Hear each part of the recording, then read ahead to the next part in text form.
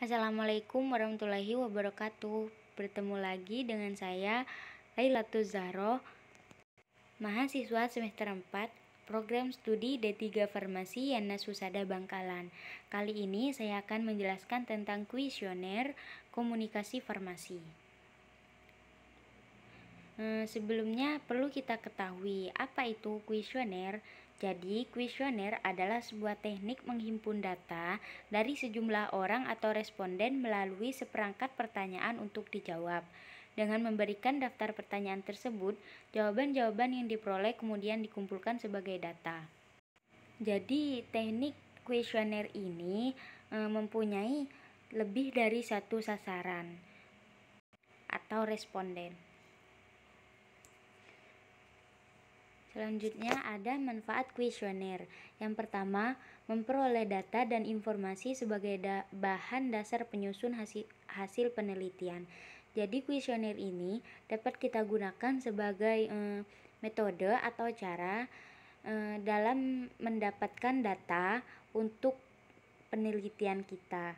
Selanjutnya, memperoleh data perbandingan sebagai bahan evaluasi yang mendalam, menghasilkan data informasi dengan tingkat validasi yang tinggi. Data dari hasil kuesioner ini dapat dipastikan kevalidannya itu tinggi. Dan yang terakhir, mengetahui sikap dari responden secara langsung. Karena ketika kita melakukan kuesioner, kita dapat melihat langsung reaksi dan refleks dari responden itu seperti apa. Selanjutnya ada macam-macam kuesioner. Yang pertama ini ada kuesioner terbuka. Adalah kuesioner dengan jenis pertanyaan uraian. Dalam hal ini, responden perlu memberikan jawaban berupa pendapat atau penjelasan pada kolom kosong yang tersedia.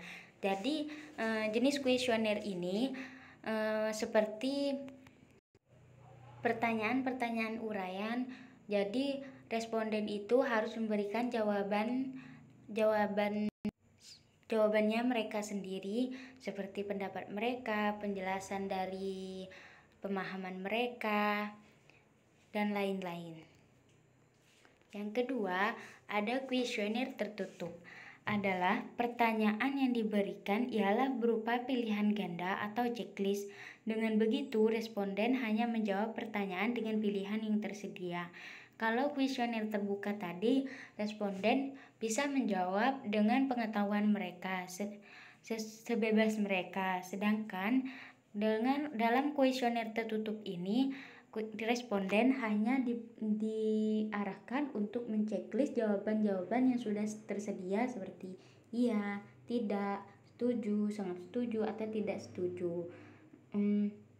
Perbedaan dari dua kuesioner tersebut, kalau kuesioner terbuka, data yang kita peroleh itu lebih banyak dan lebih luas. Sedangkan untuk kuesioner tertutup, kita hanya akan mendapatkan data-data yang itu-itu saja. Selanjutnya ada kuesioner campuran, yaitu kuesioner campuran sebetulnya merupakan perpaduan antara tipe kuesioner terbuka dan tertutup. Selain berguna untuk memperoleh informasi mendalam, metode tersebut juga sekaligus memberikan sejumlah data berupa angka. Jadi kuesioner ini mungkin separuhnya kuesioner terbuka dan lainnya kuesioner tertutup, seperti itu. Di sini ada kelebihan kuesioner. Yang pertama, tidak membutuhkan banyak waktu dalam proses pengerjaannya. Jadi kita gampang dalam memperoleh data. Kita hanya akan membuat pertanyaan dengan langsung disebarkan kepada responden. Kita tidak perlu menyusun hal-hal yang ribet seperti untuk wawancara. Yang selanjutnya ada bersifat fleksibel karena bisa dilakukan secara online melalui form. Ini sudah banyak sekali ditemukan pada era sekarang ini. Kuesioner online itu sudah banyak sekali. Tentunya ini sangat menguntungkan bagi kita tidak perlu menyebarluaskan repot-repot kuesioner, lembar kuesioner. Kita cukup mengirim link kepada responden-responden yang bersedia menjawab kuesioner kita. Hal ini juga sangat mudah diakses dari manapun. Selanjutnya, cocok digunakan untuk data dalam jumlah banyak. Karena itu tadi, kuesioner tidak mungkin dilakukan hanya dengan satu narasumber. Jadi kita tinggal nyebar kuesionernya, menyebarkan link atau lembar-lembar kuesionernya. Tidak perlu bertatap muka, tanya jawab dengan narasumber satu persatu. Selanjutnya, peneliti tidak perlu hadir secara langsung karena bisa dilakukan dengan perantara. Itu tadi seperti kuesioner online, atau kita minta bantuan untuk menyebar lembaran kuesioner gitu.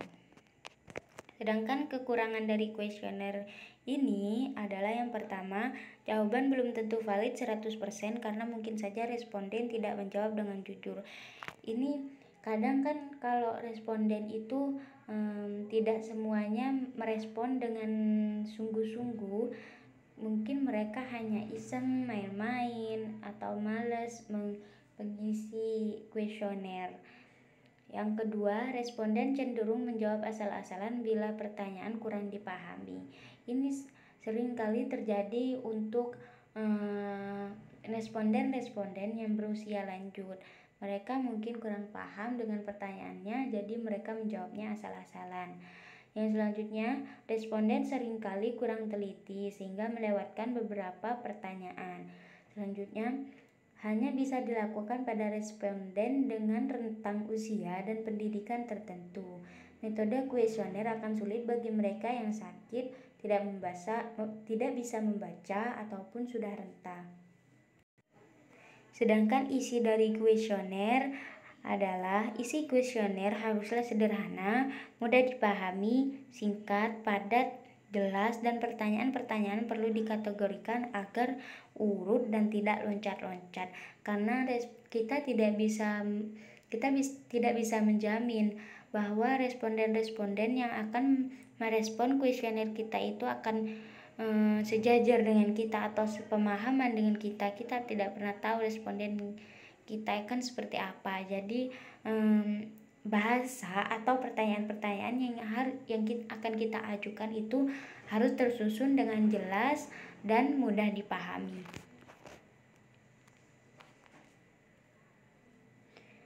Mungkin itu saja dari saya, kurang lebihnya mohon maaf. Wassalamualaikum warahmatullahi wabarakatuh, dan semoga bermanfaat.